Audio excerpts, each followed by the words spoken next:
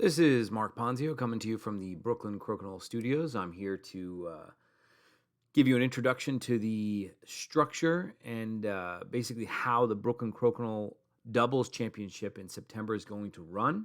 That's September 21st. We're going to hold our inaugural tournament. I hope to see you there.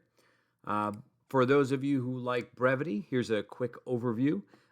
Generally, I'm going to go into a more lengthy explanation of all the segments, but this will kind of get you in the door. You might pick up a few more little bits and pieces about the event if you listen all the way through, but for everyone else who just wants a quick run through, here we go. The very first section is going to be a round-robin match, or round-robin matches. The second section or second part of the tournament will be another round robin, but there's going to be some differences I'll get into as we go on. Somewhere between the first and second or second and third segments, we'll stop for lunch. Then we're going to begin the elimination portion of the event. Elimination's a bit strong. Generally, it's going to be structured as a single elimination, but you won't actually be knocked out of the tournament. You just will lose the ability to take first place once you've lost. And just as you might expect for a basic single elimination tournament, we're going to start with 32 teams. That goes in half to 16, in half to 8, and then you get to the last 4, which is the semifinals round. Towards the end of the day, we're going to have to do some of the backplay matches, meaning like the third place, fourth place match, and a few other probably leftover matches that need to get finished up, and then the finals will happen with an award ceremony for the victors.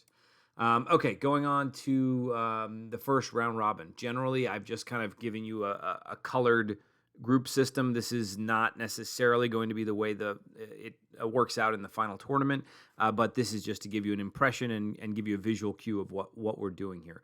So I've set up 4 groups: red, green, blue, and yellow.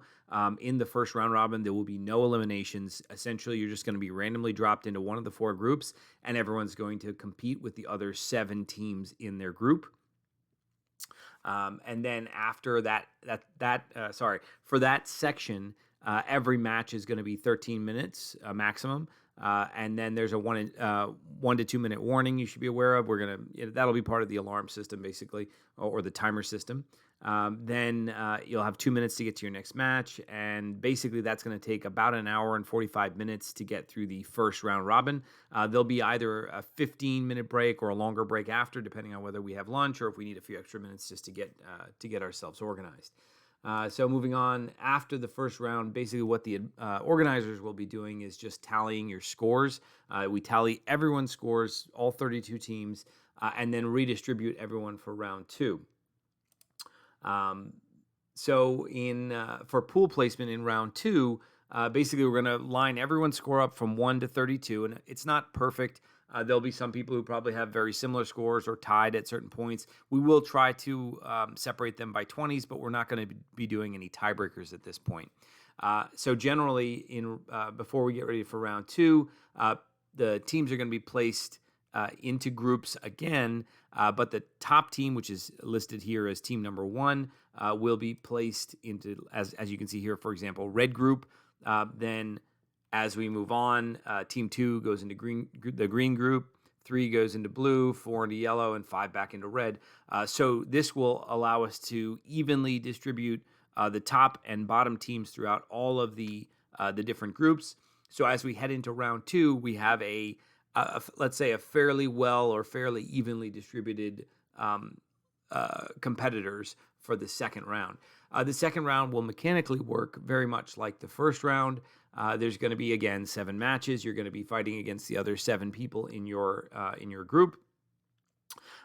Standard 4 rounds per match, 13 minutes per match, just as before, and then 2 minutes in between. This should take about an hour and 45 minutes.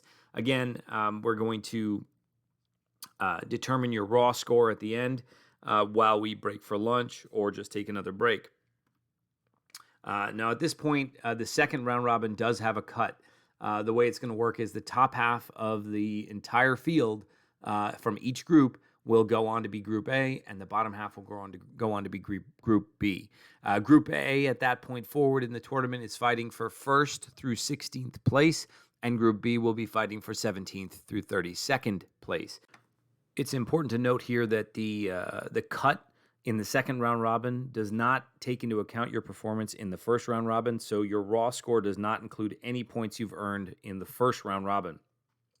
The first round robin is entirely based on seeding or entirely used for seeding.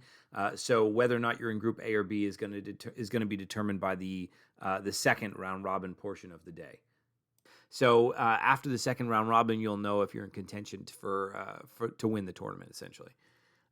Okay, so starting the third round, this is going to be a kind of our single elimination bracket. Let's see. If you lose at any point during the elimination phases, you're no longer eligible for the top position in your bracket, meaning first place in the A group or 17th place in the B group. The first elimination round should be a round of 16 teams total. Of course, we're going to have the A group and the B group playing at the same time. And these are going to be quicker matches. They will be head-to-head Crokinole. There won't be any specific time limits, and you'll be racing to 5 likely. We do reserve the right to adjust the times and the total score that we're running to or racing to in the matches. So some of these things, some of the small details here could change, but for the most part, this will kind of be the structure we're working on. Additionally, we reserve the right that if any particular player or team is taking a really long time, we might have to give you a 2-minute warning and say, hey, listen, you have 2 minutes to finish up. And if they're tied, if the teams are tied at the end of those 2 minutes, we'll do a tiebreaker. But if not, we might just cut it off at that point. But that would be exceptional, and you're also given a warning, so you'll know. Okay, so on to the second elimination round. This should be the round of 8, 8 in A group, 8 in B group. Again, likely we will be racing to 7 points in the A group, racing to 5 points in the B group. That might change. Again, the 2-minute time warning if needed, but I doubt we're going to be using that very often. Okay, so then the third elimination set, that should be the semifinals round. Again, we're upping the head-to-head point value. It's a race to 9, race to 7. And that should theoretically be allowed to continue no matter what. No time limit set. And then, as I mentioned, the backplay matches going for third and fourth and so on, and any remaining matches that need to be polished off, we'll get those done in the backplay section. Essentially, this is just before the finals. Now the finals. Head-to-head Crokinole, no time limit. May the best team win. Just to give you an idea of the winnings, we will be doing an award ceremony. First place will be winning roughly $700. Again, this might change, not likely, but it might change. Second place wins $300, and third place will take home basically their entrance fee, $120 for the two teammates. There will be a special honor for the first place winner of our inaugural tournament, but you'll have to come to the event to see that one. We're looking forward to seeing everyone come out to play. We are working really hard to make sure this is a really great event. Don't forget, registration starts tomorrow, June 8th at noon. There will be links posted on our Facebook, our Meetup, and our Instagram. As always, be well, stay safe, and I'll see you at the Crokinole tables. Thank you. Cheers.